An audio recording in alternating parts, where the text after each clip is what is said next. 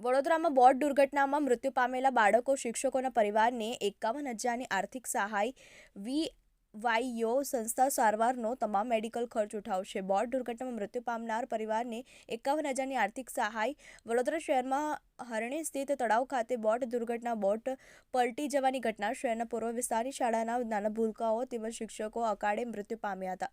આ ઘટના અંતર્ગત વૈષ્ણવાચાર્ય વ્રજરાજકુમારજી મિશ્રાના નિશ્રામાં વીવાયઓ ઇન્ટરનેશનલ ટ્રસ્ટી બોર્ડ દ્વારા એક જાહેરાત કરવામાં આવી હતી, જેમાં વીવાયઓ પંજાબ મૃત યોજના અંતર્ગત આ દુઃખદ ઘટનામાં મૃત્યુ પામેલા તમામના પરિવારને ₹51,000ની સહાય પ્રત્યેકની આપવામાં આવશે. આ સિવાય જે બાળકોની હોસ્પિટલમાં સારવાર ચાલી રહી છે તે તમામનો મેડિકલ ખર્ચ પણ વીવાયઓ સંસ્થા દ્વારા પૂરો પાડવાનો નિર્ણય લેવામાં આવ્યો છે.